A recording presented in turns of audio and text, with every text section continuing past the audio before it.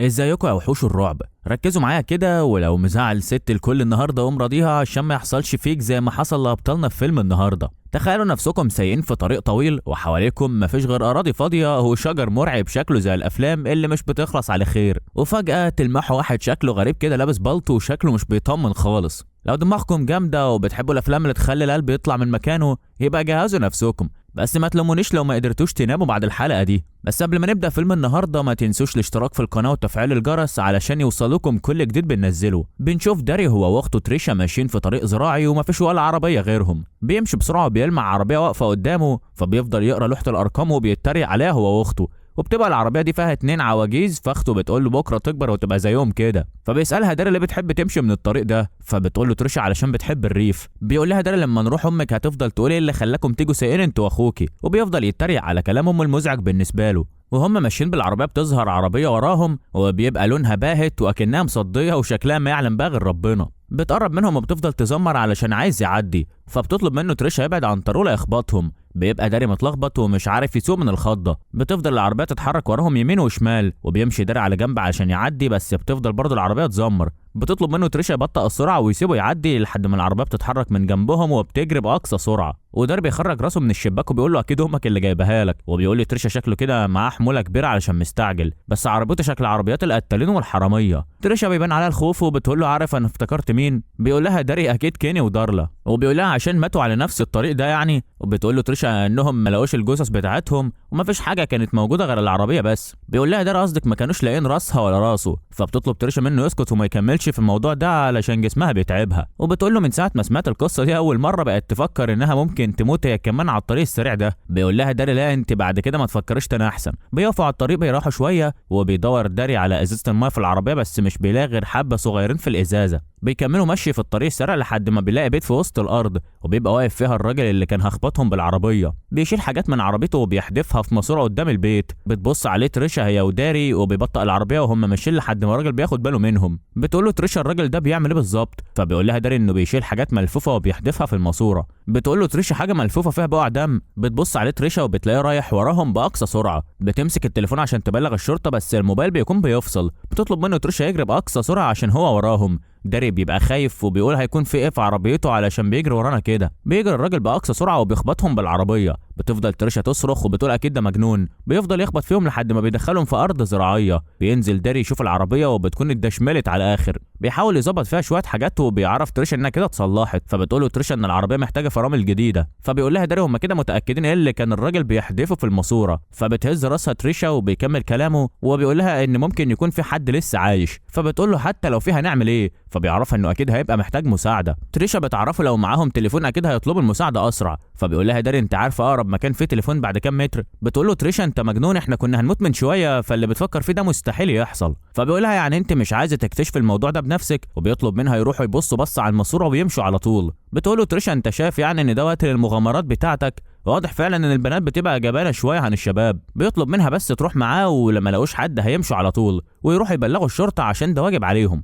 تريشا بتقول له انت اكيد بتهزر مش كده؟ بيقول لها داري عينك في عيني كده وقولي ان احنا المفروض نمشي، فكري كويس يمكن يكون في حد لسه عايش ومحتاج مساعده. بتقول له تريشا انت من الاخر عندك فضول وعايز تعرف ايه اللي موجود في الماسوره وخلاص. بتوافق انها تروح معاه تشوف ايه اللي في الماسوره بس بشرط انها مش هتنزل من العربيه. بيوصلوا على المكان اللي فيه البيت وبتطلع كنيسه قديمه وبيبقى واقف غراب على الصليب وبيلاقوا شبابيك الكنيسه نصها مفتوح وكل شباك عليه غراب. بيوصلوا عند الماسوره وبيبقى عليها غراب فبتساله تريشا ايه كل الغربان دي؟ فبيعرفها انه هينزل بسرعه يبص على الماسوره ويرجع على طول. بينزل داري من العربيه وبيلاقي تريشا نزلت وراه وبتقول له نشوف ايه اللي في الماسوره ونمشي. بيقربوا منها وهم خايفين وبيبصوا فيها بيشموا ريحه وحشه وبيبقى مش باين فيها حاجه. فبتقول له تريشا انها ماسوره صرف صحي. بيطلب منها داري تروح تجيب كشاف من العربيه وبيفضل ينادي في الماسوره وبيشوف في حد ولا لا. بيسمع داري صوت حد فبياخد من تريشا المصباح وبيفضل ينادي بس محدش بيرد. فبتقول له تريشا انه اكيد اتخيل ان حد بيرد عليه. بيقرر داري ينزل يشوف في ايه تحت فبتمنعه تريشا وبتعرفوا ان ده عامل زي مشاهد الرعب واكيد مفيش حد تحت. فبيسمعوا صوت حد بينادي عليه وبيدخل في الماسوره وبيطلب منها تمسكه من رجله وبيفضل ينادي لحد ما بيشوف حاجه بتتحرك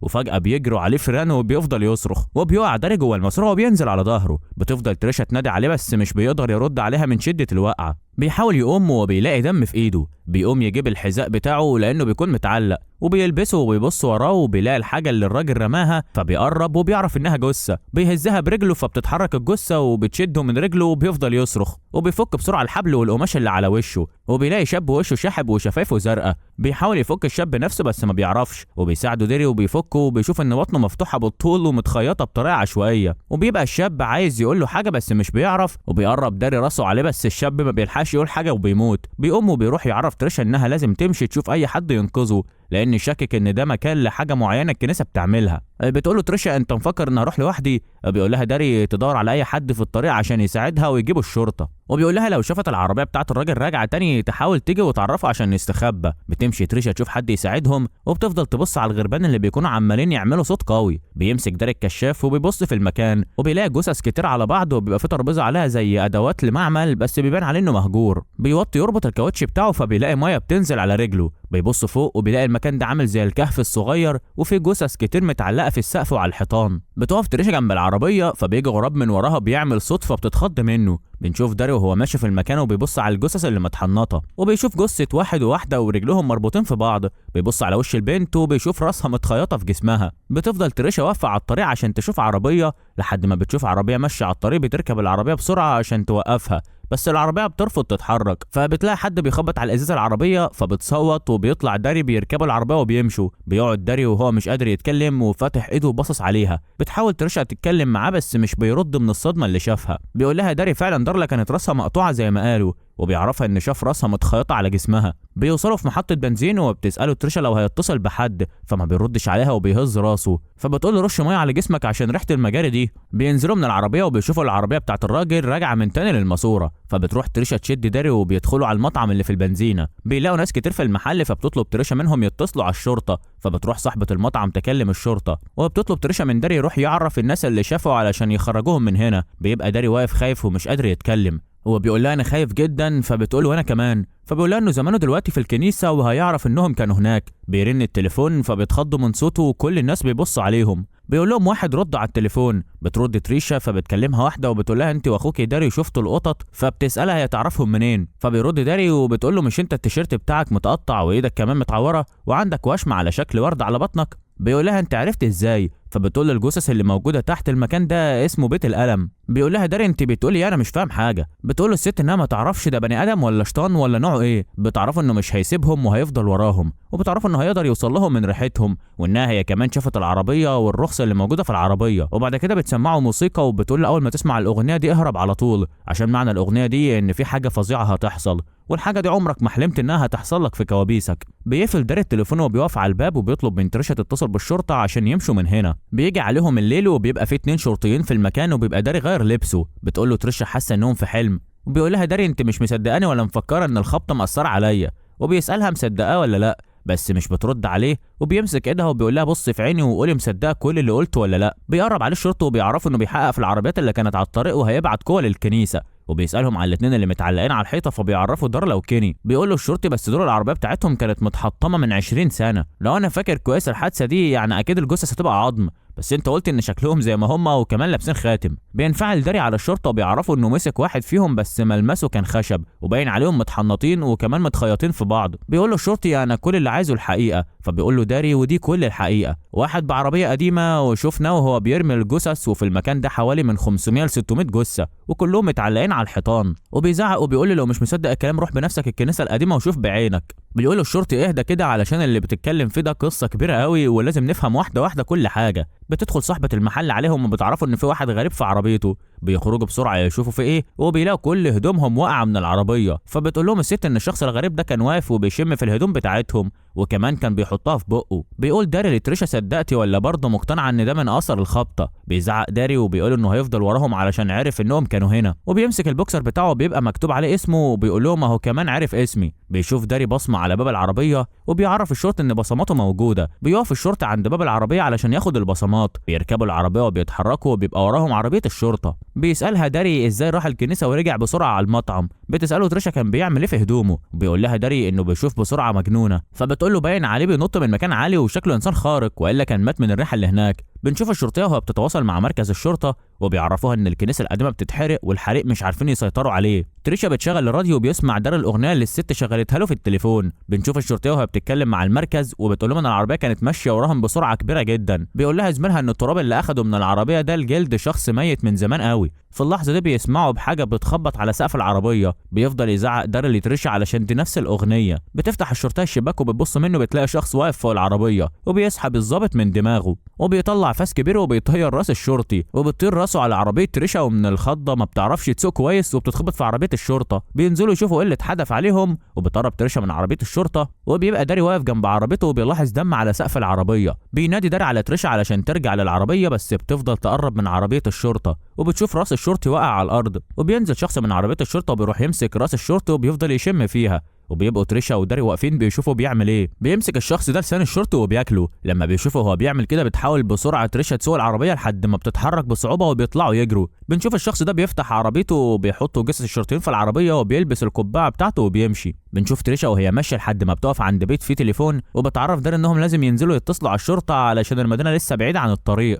بتنزل تريشا وبينزل وراها داري وبيطلب منها يمشي من هنا فبتقول له مش عايز مساعده. بيقول لها ومن هنا هيساعدنا. بتعرف انهم هيستخدموا التليفون اللي في البيت ده. بتقرب من البيت فبتشوفهم واحده من ورا الباب وبتسالهم هم مين. فبيسالوها لو يقدروا يستخدموا التليفون. فبتعرفهم انها ما عندهاش تليفون. فبتعرفها تريشا انها عايزه توصل للشرطه. فبتقول لها الست اوعي تجيب الشرطه هنا وبقوانينهم التافهه دي عشان بيعرفونا بالعدد اللي المفروض الشخص يربيها وانا هربي اكبر عدد منهم. بتقرب تريشا من الباب وبتعرفها ان الشرطيين اللي كانوا معاهم اتقتلوا. فبتنور الست النور وبتقول لها انا افتكرتك بتتكلمي عن القطط بتاعتي. بتقول لها انها تخليهم يكلموا الشرطه بس ما تعرفهمش العنوان بتاعها عشان بتبقى خايفه على القطط. فبيسالها داري مربيه كام قطه. فبتقول له اكتر من زوجين. بيقرب عليها داري وبيقول لها لازم نمشي من هنا حالا. الست بتطفي النور وبيظهروا قطط كتير من ورا الازاز. بتسالهم الست هم جايين لوحدهم ولا معاهم حد تاني. بيظهر الشخص مكان الفزاعه اللي حطاها في الجنينه. فبتخرج الست معاه بندقيه وبتعرف لو ما اتحركش هتقتله. بتطلب منها تريشا تبعد عنه فالست بتضرب بالنار وبيطير باقصى سرعه على سطح البيت. بيدخل البيت وبتفضل القطط تصرخ بتبقى عايزه الست تدخل البيت بس بيمنعوها. فبتضرب الست داري وبتقول لهم ايه اللي جبتوه البيت ده الله يحرقكم. وبتدخل علشان تضربه. فبيسمعوا طلقتين بيتضربوا وبعدها بيشوفوا الست واقفه قدام الباب وبيطلع ان الكائن ده هو اللي ماسكها من رقبتها وبيبقى شكله بشع. وبيطلعوا يجروا وبيمشوا وراهم بس العربيه بتقف وبيبقى التروس معلقه. بينط الكائن ده من العربيه وبتشتغل وبيمشوا حبه وبتقف تاني. بيقف الكائن قدامهم بالعربيه فبيطلب داري منها تجري عليه وتخبطه بس هو بيطلع على العربيه وما بيحصلوش حاجه. بيرجعوا علشان يخبطوه تاني فبينط تاني على العربيه. بتجري تريشا باقصى سرعه وبتخبطه فبتطير في الهواء بيقع منه سكاكينه وبترجع بالعربيه بتدوس عليه تاني وبتفضل راحه جايه عليه. فبيقول لها داري كفايه كده وبيبقى جسمه اتدعك على الارض. بيخرج من ظهره جناحات وبيحاول يطير بس ما بيقدرش. بيدوسوا عليه وبيهربوا. بيوصلوا على مركز الشرطه وبيتصلوا باهلهم وبيعرفوهم انهم بخير. فبتروح عليهم واحده وبتبقى عارفه اسمهم وبيبقى اسمها جيز. بيقول لها الشرطي ايه اللي جابك هنا. فبتقول له ان داري وتريشا تعبوا من اللي شافوه النهارده وبتطلب منهم تتكلم معاهم دقيقه. بيقول لهم الشرطي انها واسطه روحانيه عايشه هنا وبتطلب من الشرطي يسيبها معاهم دقيقه. بتقول لهم انها مش واسطه روحانيه وجايه من مكان بعيد عشان تتكلم معاهم. بتقول لها تريشا انهم مش قادرين يتكلموا مع حد دلوقتي. بتقول جيز لداري انت شفت كل الجثث وبتعرفوا انها كمان شافتهم بس في حلمها. وبتساله لو شاف القطط فبيقول لها داري انت اللي كلمتنا في المطعم. بتشد داري وبتقول له ان اللي جاي هيبقى سواد ومفيش خير ابدا. وبتحكي لهم ان كل 23 سنه ولمده 23 يوم بيجي علشان ياكل. وبتساله لو عارف بياكل ايه وبتقول له انه بياكل اشياء معينه من الناس. بتقول له تريشا ابعد عن الست دي وبتحاول تشده. فبتقول لها جيز بياكل الرئتين عشان يقدر يتنفس والعيون علشان يقدر يشوف واي حاجه بياكلها بتبقى جزء منه. وبتعرفهم انه بيلبس زي الرجاله بس هو مش كده. وبتعرفهم انهم اذوه على الطريق. بنشوف عربيه الكائن ده بتقف قدام مركز الشرطه وبينزل منها وبيمشي بصعوبه. بتعرفهم جيز انه هيفضل وراهم لحد ما يختار واحد منهم ياكله. النور بيقطع عليهم وبينور الكشاف وبيعرفها داري انهم قتلوه. فبتقول لهم انه اكل قلوب كتير ومحدش هيقدر يقتله نهائي. بيدخل الشرطي الزنزانه وبيطمن على المساجين لان النور بيبقى قاطع. بيلاقي الكائن ده ماسك واحد وبياكل فيه وبيفضل يضربه بالنار بس ما بيأثرش فيه. بيروح الشرطي وبيطلب من داري وتريشا تروح تقعد في اوضه الاجتماعات لحد ما النور يرجع. بتطلب منهم جيز يمشوا علشان هيلاقيهم وبتفضل تغني له الاغنيه. بيعرف الشرطي ان في حاله طوارئ تحت فبينزلوا كلهم يشوفوا في ايه وبتاخدهم جيز عشان تهربهم بس بيكونوا مترددين انهم يمشوا معاها. فبتزعق فيهم وبيجروا وبيوقفوا الشرطيين على السلم وبيعرفوا ان الشرطي والمساجين اللي تحت اتقتلوا. بيعرفوا زميلهم ان الشخص اللي تحت لابس لبس غريب ومفيش حاجه بتأثر فيه. بيقرب شرطي من السلم فبينزل الكائن من فوق وبيسرق الرئه بتاعتهم من قدامهم. بيحاول داري وتريشا يخرجوا بس المكان بيبقى مقفول تلقائي بسبب انقطاع الكهرباء ومفيش مخرج تاني قدامهم. بيقرب منها داري وبيقول لها انت عارفه هو عايز مين فينا عشان انت حلمت بيه مش كده؟ بتعرفه انها ما شافتش كل حاجه في الحلم. بيقرب عليهم الكائن وبتقول لهم يجروا بسرعه في الدور الثاني. بيجري عليها الكائن وبيمسكها من راسها وبعدها بيسيبها. بيجري داري على الشباك وبيحاول يفتحه بس مش بيعرف، وبتروح تريشا تقف قدام المرايه وبيبقى الكائن شايفها من الناحيه الثانيه. فبيروح عليها داري وبيشدها وبيدخل عليهم الكائن من المرايه وبيمسكهم هما الاتنين من رقبتهم وبيفضل يشم فيهم كتير وبيلحس وش تريشا وبعدها بيحدفها لبره الاوضه وبيمسك داري وبيلحس وشه هو كمان. بس قبل ما ياكلوا بيدخلوا عليهم قوه من الشرطه وبيفضل الكائن يصرخ بصوت عالي. فبتقرب عليه داري وبتطلب منه ياخدها ويسيبه وهو بيفرد جناحاته وبياخد داري وبيطير. بتطلع تجري وراها بس بيكون اختفى. بتقعد تريشا لتاني يوم في مركز الشرطه وبتدخل جيز عليها وبتعرفها ان اهلها بره. بتسالها تريشا فعلا اللي شافته حقيقي وداري دلوقتي بيصرخ في الضلمه. فبتقول لها جيز انا ست كبيره مجنونه لو سالت اي حد هنا هيقولك كده. بنشوف الكائن قاعد مشغل اغاني وبيبقى موقف داري ومحنطه واخد عينه. ولحد هنا بيخلص فيلمنا الجزء الاول، والكائن ده هنشوفه في الجزء الثاني بعد 23 سنه. ما تنسوش تدوسوا لايك واشتراك علشان تشوفوا الجزء الثاني وبيحصل ايه مع الكائن ده. سلام.